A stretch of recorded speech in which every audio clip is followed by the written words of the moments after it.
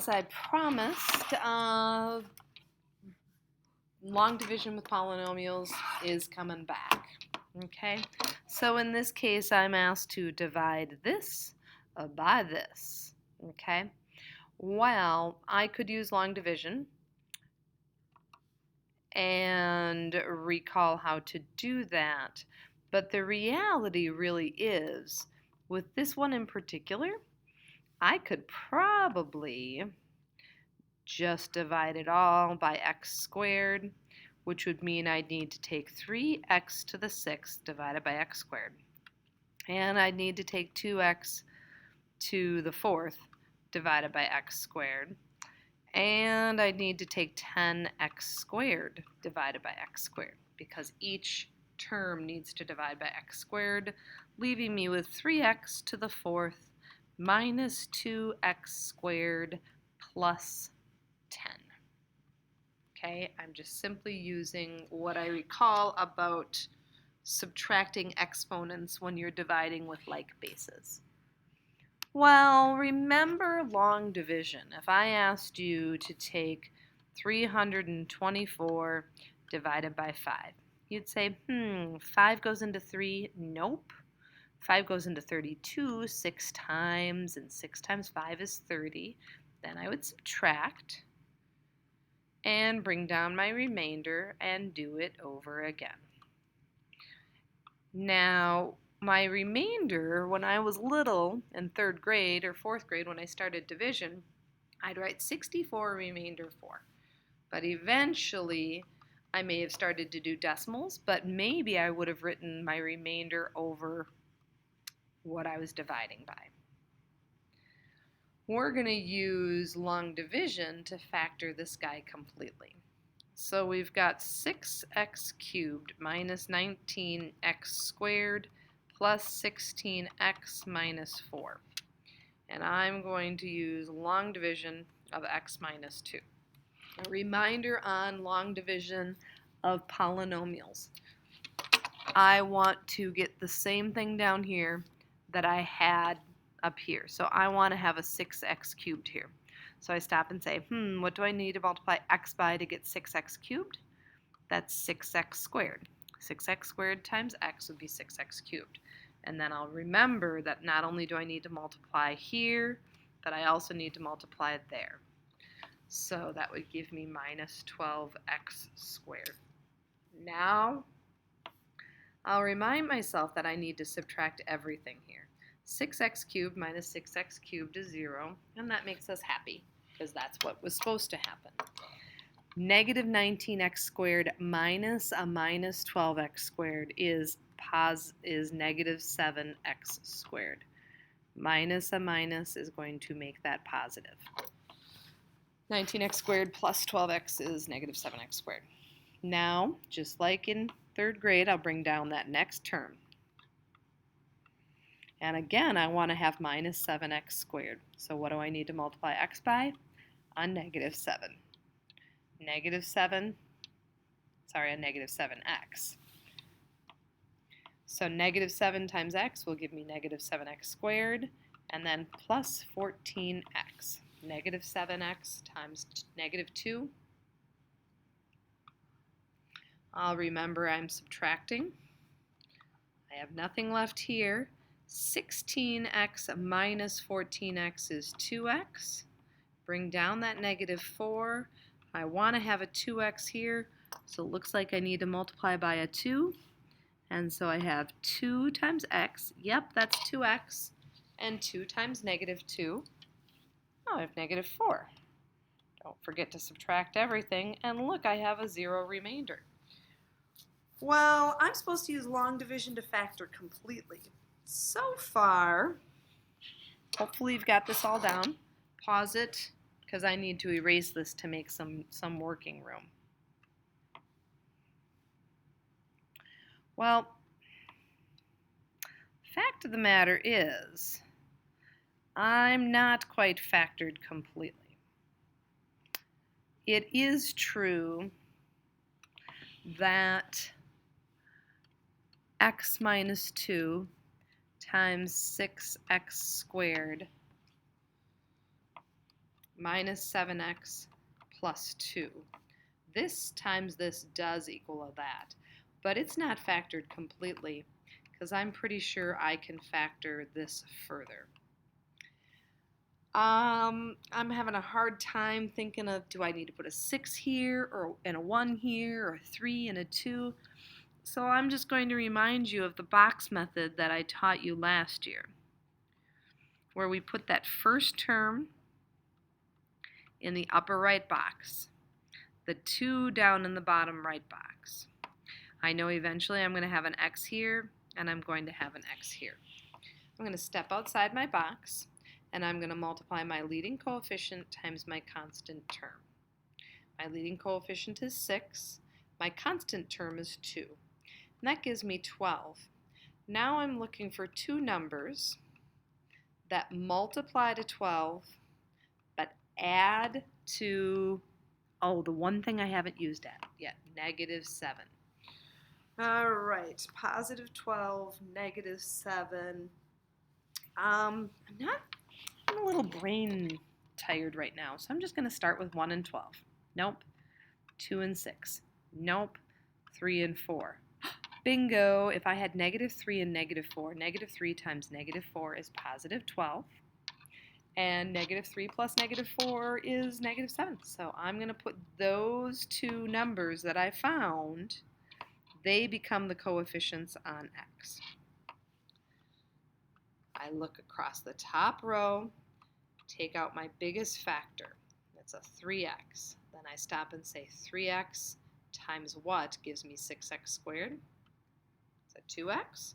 3x times what gives me negative 3x? It's a negative 1.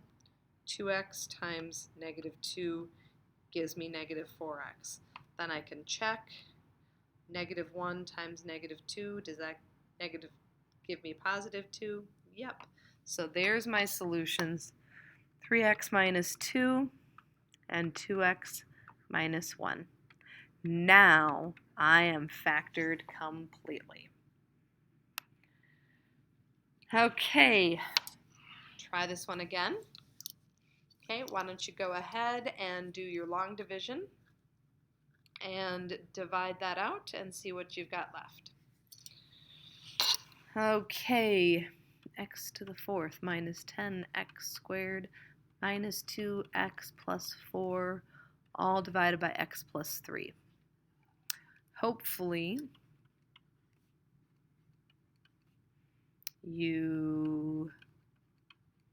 oops, there's something wrong here. Oh, I forgot a placeholder. Oh, there's no x cubed term, so I need to have a placeholder that allows all of my like terms to line up nicely. So I'm going to have 0x cubed minus 10x squared minus 2x plus 4. Now I'm on better footing. Now when I subtract, be careful. I end up with a negative 3x cubed. Bring down my next part. Looks like in order to get negative 3x cubed, it looks like I need a negative 3x squared. And negative 3x squared would be, what, negative 9x squared? A reminder, I'm subtracting. So I end up with 0 here. Negative 10 minus a minus 9, so negative 10 plus 9 would give me negative x squared minus 2x. Looks like I need a negative x.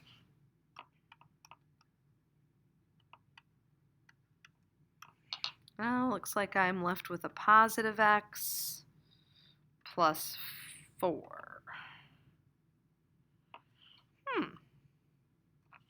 Let's go check my math.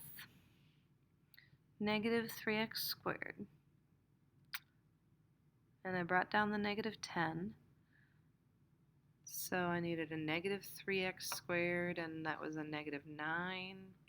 Negative 10 plus 9 is negative 2, negative x squared. I brought down my 2x, and then I multiply by x, negative x squared minus 3x. I think what we're finding out here is that x plus 3, it gives us a remainder of a 1, so x plus 3 is not a factor. So I get to stop there in my tracks. So I would write my remainder as adding on that extra 1 remainder over my x plus 3 divisor. And that's just fine. Oh, yay. I get to do synthetic division now. A reminder, synthetic division, that was the one that's set up like this. Always make sure you're putting out your leading coefficients. And we're always going to divide by the solution. You're going to synthetically divide out the solution. So I'm going to synthetically divide out a positive 5. I bring down the first number. I multiply, add, multiply 20. Ooh, that'd be a yucky answer, but that's okay. Let's see, 44 times 5, 22, 22, 220, so 227 times 5.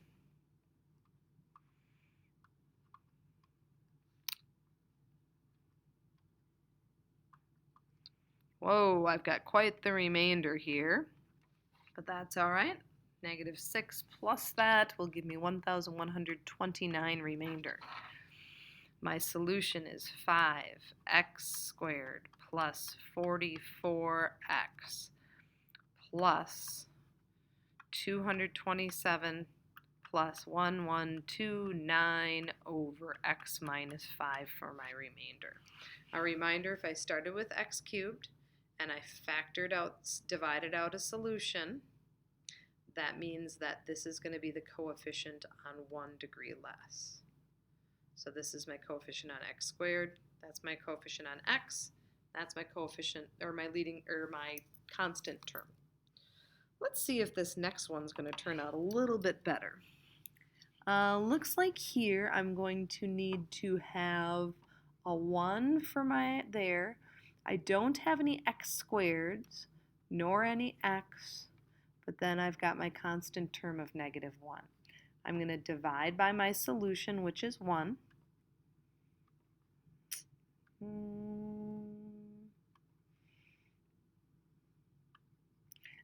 And here, I do not have a remainder. Multiply, put it in here, add. Multiply, put the answer in there, add. Multiply, put the answer in here, add. So I'm left with x squared plus x plus 1 for my solution. We need to show that these are factor and then find remaining factors. All right, I'm going to choose to do synthetic division. So 2, 7, negative 4, negative 27, and negative 18. If they are factors, there should be no remainders. Okay, let's factor out my solution of 2. I'm going to synthetically divide out the solution. Bring down my leading term, 4. Oops, I'm supposed to be adding. That would be 11, 22, 18, 36, negative 27 plus 36 is 9, 9 times 2 is 18, no remainder. So now I know this is a factor. Now I can keep on going and make like a double-decker bus and factor out my next solution. Negative 6, 5, negative 15, add, negative 9, 0. All right, since I factored out two solutions, I need to know that this is going to be my coefficient on knocking 2 down. So I went from a 4th degree to a 2nd degree. The remaining factors, oh, I'm betting this can factor. And if you need to do the box method to factor it, go ahead and do that. I, however, am pretty confident that if I put a 3 here and a 1 here, 2x squared plus 2x plus 3x, yep, 5x, 3 times 1. Okay, but if you need to use the box method to get that factored, just go right ahead and do that. Sometimes you don't need it because it's pretty easy to do. We need to find all the real roots of this guy. Well, I could see if this is, I could factor by grouping here, but I don't think that I can. So what I'm going to do is ask you to graph it, and when I graph it, I'm going to see, is there any real obvious ones where I know it crosses? And it definitely is crossing there at -1. So I'm going to synthetically divide out that -1, and then I can see what my other two answers are. So 4, -12, -1, 15. -4, -16, +16, 15, -15, 0. That leaves me with 4x squared minus 16x plus 15. Not sure that we're going to be able to factor that, but let's go ahead and try. 4x squared, 15, I have an x here and an x here. 4 times 15 is 60. Do I have two numbers that multiply to 60 and add to -16? 1 and 60? No. 2 and 30? No. 3 and 20? No. 4 and 15? No. 6 and 10. Hey, -6 and -10. Ah, those will work. -6, -10. Factoring out a 2x. So I have a 2x here. Must have a -3 here and 2x times -5. So that does factor to 2x minus 5 times 2x minus 3. So here we are, x plus 1. Here's my completely factored form, but they were asking me all the real roots or all the real zeros. So they were asking for x is equal to -1, x is equal to 5/2, and x is equal to 3/2. Woo! Little homework hint. Don't write that x minus 1/2 is one of the factors. That needs to be written with integers.